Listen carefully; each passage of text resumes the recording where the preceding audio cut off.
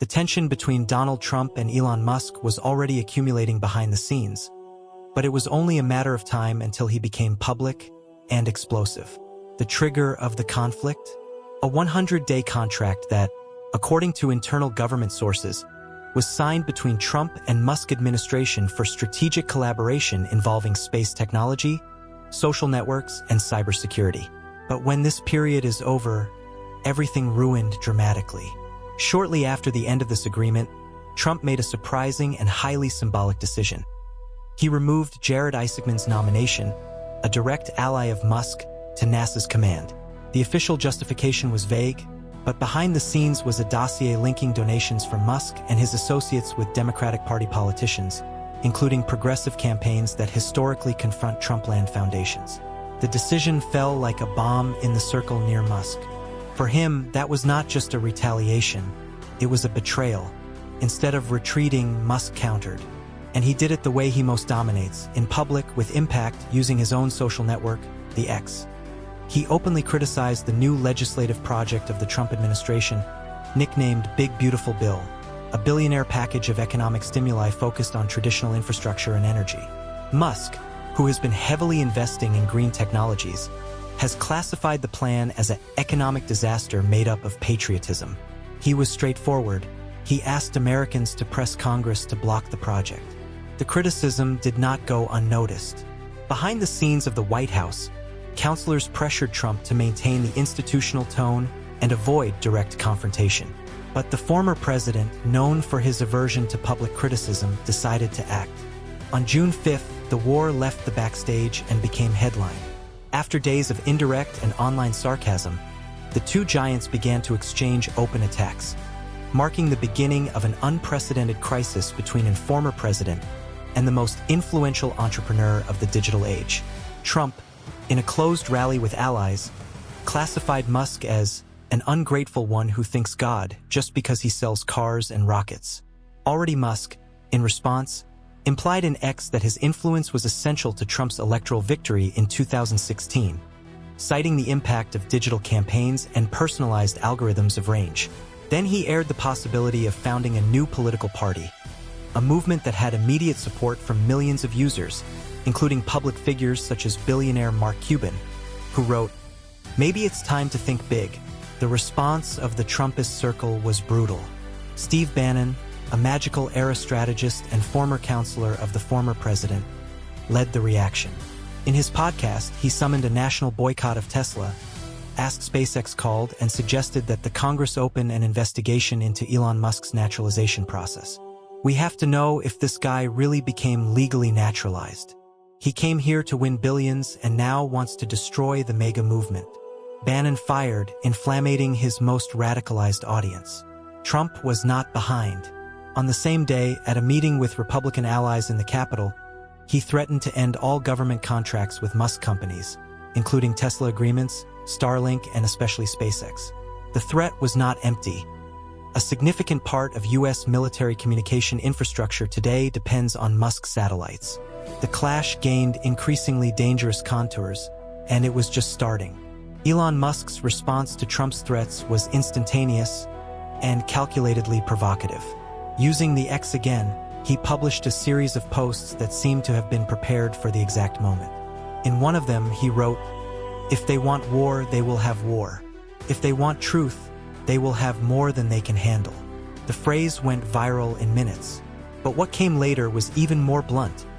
Musk threatened to cancel NASA's Dragon program, one of the American Space Agency's most strategic projects, endangering the schedule of future crew missions. In a live with investors, Musk went further. He implied that he had compromising information about Trump's old allies, and even made an indirect mention of the name of Jeffrey Epstein, stating that some politicians pretend the swamp, but they were seen swimming in it. The reference was clear.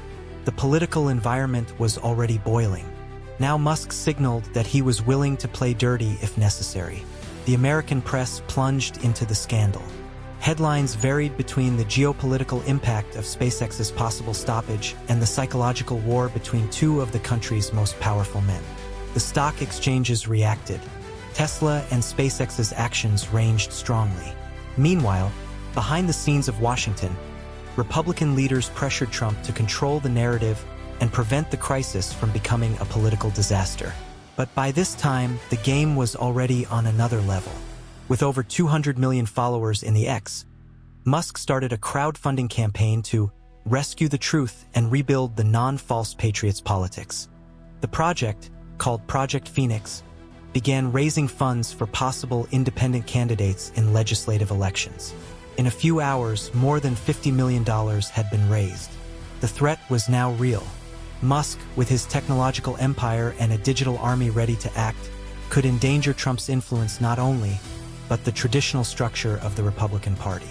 Analysts began to speculate that he could divide the MAGA electorate, especially among young libertarians and independent voters frustrated with the two dominant parties. Trump, in turn, was not just the words, ordered a review of all federal contracts with Musk companies. The White House began to study administrative measures to suspend SpaceX's high level of executive safety. There were also movements to open formal investigations against the conglomerate of Musk companies, involving possible contract violations, fiscal dropout, and even misuse of government-sensitive data. The climate was of total war. Meanwhile, historical Republican figures tried to mediate the conflict, fearing internal division weakening the party's chances in the next elections. But both Trump and Musk seemed determined not to retreat. Each public appearance, each post, each interview further fed the polarization. Amid chaos, a new concern has emerged: the possibility of logistics collapse in government strategic sectors that depend on Musk companies, especially in communication infrastructure, space cargo transportation, and artificial intelligence. A leaked memo from the Defense Department warned that any hasty retaliation can compromise national security. Even so, Trump continued with his coping rhetoric. Meanwhile, the X turned into a digital battlefield. Hashtags like #Musk2028 and #Trumpisover took over the trending topics. Influencers, journalists, and even artists entered the discussion, making the dispute even more public and chaotic. Mark Cuban spoke again. "We are seeing the birth of a new kind of politics, and no one is ready for it." Gradually, what seemed to be just an egos conflict became an institutional crisis. The clash between Trump and Musk has threatened the stability of whole sectors of the public machine. But the worst was yet to come.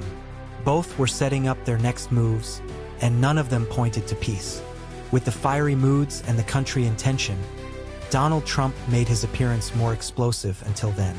In a rally in Ohio, in front of a fervent crowd, he fired, "Elon Musk is not patriotic.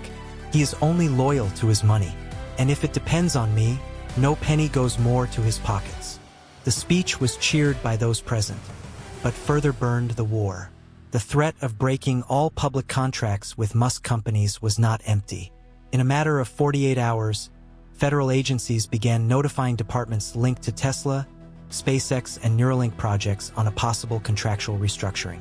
At the same time, the Justice Department officially announced the opening of an investigation into the acquisition of companies by Musk, citing potential antitrust violations. Musk did not go back.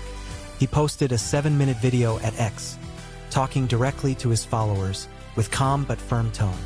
"I'm not a politician, but I'm tired of seeing this country being governed by blackmail and threats. If they want to stop me, they will have to shut up millions of voices." The public's response was massive. Project Phoenix hit the $200 million mark in donations, and a new hashtag emerged: #MuskSystem. At this point, it was no longer just Trump against Musk. It was the system against a billionaire who had decided to break the game. Independent groups began to articulate an alternative political convention, supported by former Republican Party member and even dissident Democrats. The goal: to create a viable national candidacy outside the traditional axis. Trump reacted as if in campaign. He began to associate Musk with foreign interests, implying that his presence in critical defense sectors was a risk to national sovereignty. Members of their nearest circle once again questioned the naturalization of Musk, and loyal legislators Trump began discussing bills that could prohibit naturalized foreigners from operating strategic companies in the aerospace and AI sector. The country went into a state of shock. The main media vehicles broadcast each movement live. Figures like Tucker Carlson, Joe Rogan, Ben Shapiro, and even Oprah entered the debate, expanding the reach of the crisis to completely different audiences. For the first time in decades, the US seemed to flirt with a major political split, caused not by traditional ideologies, but by a giant conflict. But it was on the night of June 6th that the weather reached the limit. In an exclusive interview with News Nation channel, Trump implied that he could consider declaring Musk a threat to national security if the billionaire did not cease campaigns against his government. The statement was interpreted as a veiled attempt to make the way for more aggressive legal actions such as pre-trial detention or blockade of goods. Hours later, Musk summoned a press conference. Transmitted simultaneously at X, YouTube, and international networks, he has presented documents and exchanges of messages with Trump government members in recent months, alleging pressure on political donations and veiled threats. He said he was in contact with international organizations and civil rights lawyers and would not accept intimidation. The final phrase of the press conference has entered the story. "I face rockets every day. It won't be a retired politician who will bring me down." The effect was immediate. Protests began to graduate in front of the Capitol and in several American cities. The division was clear. On the one hand, those who saw Trump as the last bastion against the moral and institutional collapse of the country.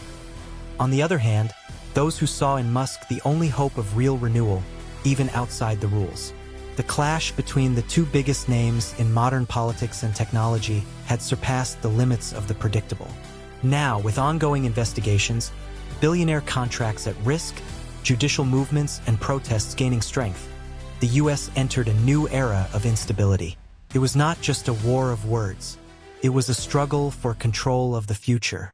And all this in less than 24 hours.